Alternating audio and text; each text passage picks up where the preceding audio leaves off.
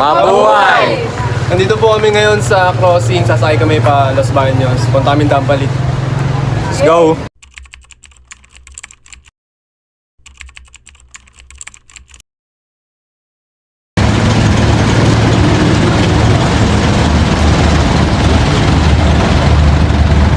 Uy, sama mo ako dyan.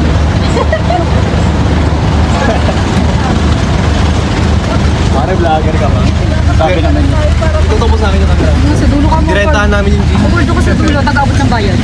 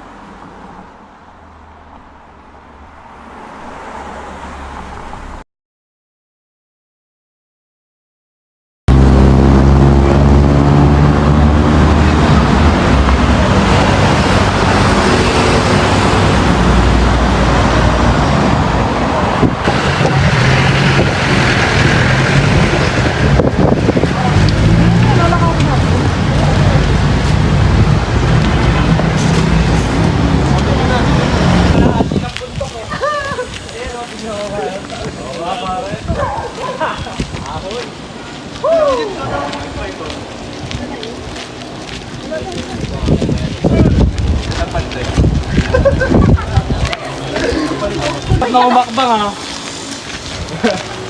Parang ang maunat na. Ang tarik naman dito. Totoo ba to? Tarik. Sarap mag-bike dito, Lau.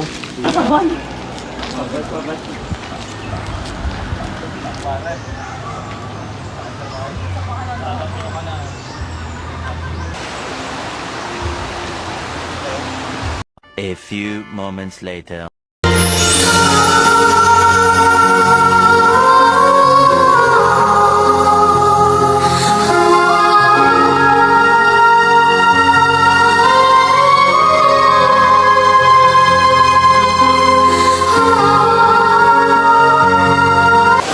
Welcome to Dampalit Falls.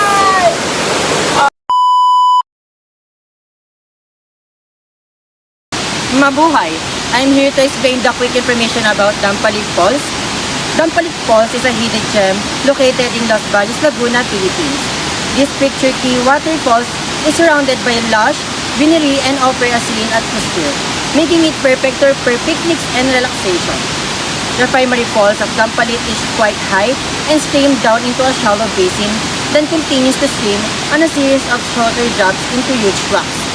Visitors can enjoy swimming, hiking, and exploring the surrounding area. There are also available cottage and can be rented for a fee.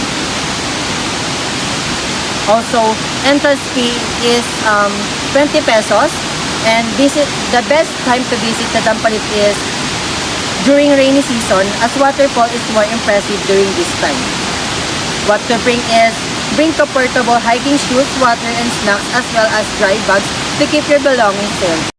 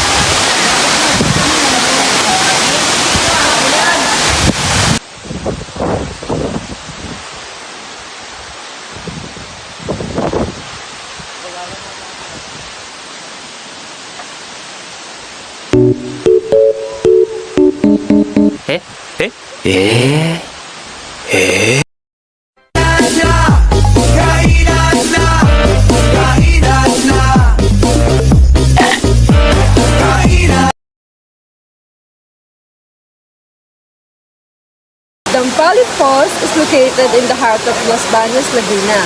It's a natural wonder that offers a serene atmosphere and exciting outdoor activities. And to ensure the comfortable, enjoyable experience, let's take a look at the basic amenities and services available. First, the entrance fee. It's amounting of 20 pesos. And the parking, it's available, but space and security may vary. Food and beverages. Bring your own as no restaurants or cafes are available. Restroom and shower facilities. Basic restroom available, but cleanliness and maintenance may vary. Safety and security. Relatively safe environment, but take necessary precautions. Accommodation. No on-site options, but explore nearby choices in Spanish Lane. Pwede na yan. Bye-bye, pauwi na kami.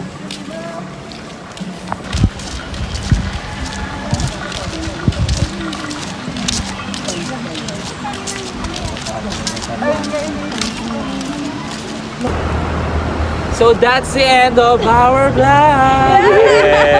Hey!